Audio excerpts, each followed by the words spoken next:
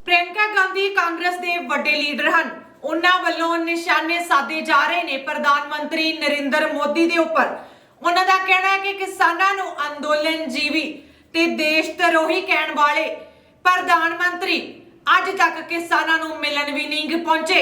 सारे देशवासियों नूं समझ जाना चाहिए कि हुण वोटां नेड़े आ रही ने, जिस करके ये सारा पखंड किया जा रहा है। आओ तुहानूं सुणाउंदे आ उन्हां दी ही जुबानी की कहना है होर प्रियंका गांधी दा जो कानून रद्द करन दा ऐलान किया गया है। नरेंद्र मोदी दे बारे वो की कहंदे हुए नजर आ रहे हैं। में पहुंच सकते थे हेलीकॉप्टर में। वो क्या सोच रहे होंगे कि ये प्रधानमंत्री हमारे यहाँ नहीं आए, कुछ बोला नहीं। उन्होंने पूरी तरह से हथियारों का संरक्षण किया। आज भी उनके साथ मंच पर वो मंत्री खड़े हैं, वो आज माफ़ी मांग रहे हैं। जब 600-700 किसान शहीद हो चुके हैं, क्यों मांग रहे हैं?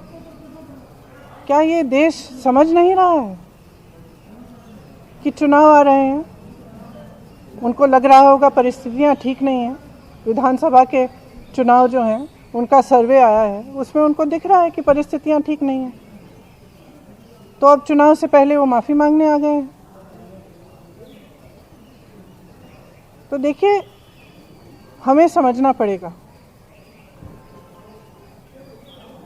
जो सरकार है उसके ही नेताओं ने किसानों को क्या क्या नहीं बोला। आंदोलनजीवी, गुंडे, आतंकवादी, देशद्रोही, ये सब किसने कहा? जब ये सब कह रहे थे तो क्या हुआ? प्रधानमंत्री जी चुप क्यों थे? बल्कि उन्होंने आंदोलनजीवी शब्द बोला।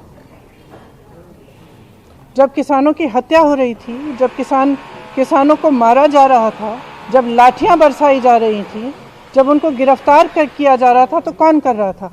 आपकी ही तो सरकार कर रही थी।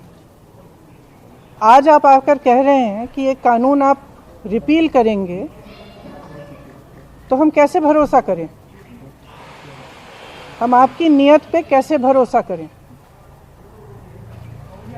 सब स्पष्ट है, सामने है देश के। मुझे खुशी इस बात की है कि ये सरकार समझ गई है कि इस देश में किसान से बड़ा कोई नहीं है।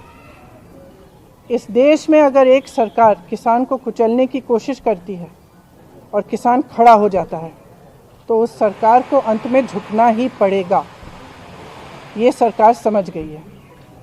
इस बात पर मुझे खुशी है।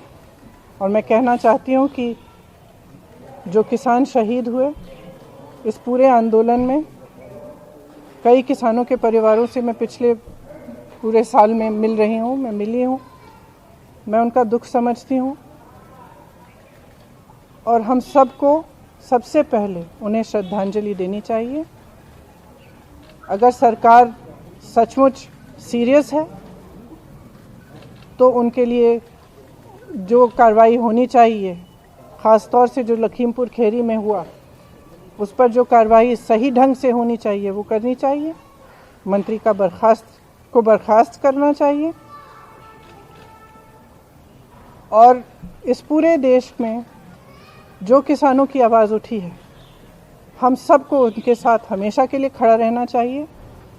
किसान की बहुत समस्याएं हैं, आज हर तरफ से मजबूर है, हर तरफ से वो कर्ज में डूबा हुआ है। मैं ललितपुर गई, ललितपुर में भी आपने देखा कि खाद की लाइन में खड़े खड़े उनकी मृत्यु हो गई। कुछ किसानों ने आत्महत्या की। तो किसानों की जो समस्या है, जिसके लिए किसान आंदोलन कर रहे हैं, उसको ठीक तरह से समझना, उनकी समस्याओं को ठीक तरह से सुलझाने का कर्तव्य हम सबका है। मैं ये भी कहना चाहती हूँ कि मुझे खुशी है कि जितने भी विपक्ष के दल हैं, सब ने पूरी तरह से समर्थन किया इस आंदोलन का। और किसान डटे रहे। हमारे भाई बहन जो दिल्ली के बॉर्डर पे भी थे और तमाम प्रदेशों में, सब डटे रहे। और आज हम उन सबको धन्यवाद देना चाहते हैं। जैसे मैंने कहा जो शहीद हुए हैं उनको श्रद्धांजलि देंगे।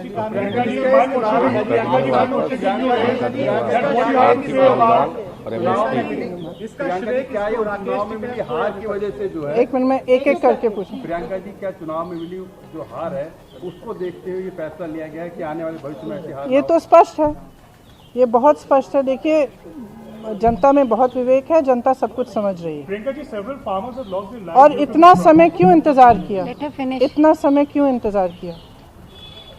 आप आज तक तो आप कुछ नहीं बोले, एक बार आप बॉर्डर पे नहीं गए, एक बार किसानों से मिलने नहीं गए, एक बार बातचीत नहीं की। जहां हत्याएं हो रही हैं वहां भी नहीं गए आप, इतना पास आकर नहीं गए। तो आज अचानक क्या हो गया है? स्पष्ट है चुनाव आ रहा है।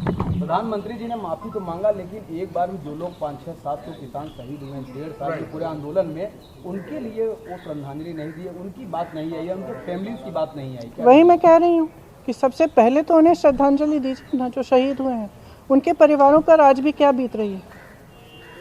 उन्होंने अपने पूरे भाषण में एक बात कही कि कृषि कानून किसानों की बेहतरी के लिए थे, लेकिन कुछ किसान ऐसे थे जो उससे नाराज थे। तो फिर भी अभी भी जब वो अपने एक तरह से जो उन्होंने गलत किया है उसको पहचान रहे हैं, इसीलिए वो आज भाषण दिया उन्होंने, लेकिन अभी भी ये एक फ़र्क बनाना चाहते हैं कि ये किसान जो आंदोलन कर रहे हैं ये अलग हैं और बाकी देश के किसान अलग हैं।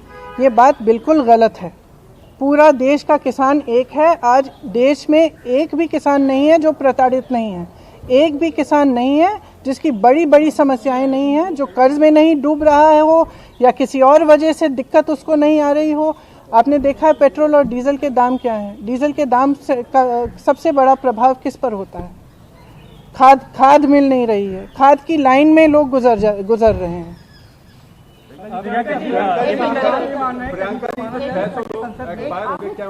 आपने पूछ लिया। जब तक संसद में बिल वापस नहीं हो रहा था तब तक उसको अभी मानेंगे नहीं, खाली बिजलीबाजी का देखा जा रहा है जी। उसका भी समर्थन करते हैं कि आप वेट करेंगे कि जब वो वापसी होगी संसद में तब इसको पूर्ण रूप से माना जाएगा?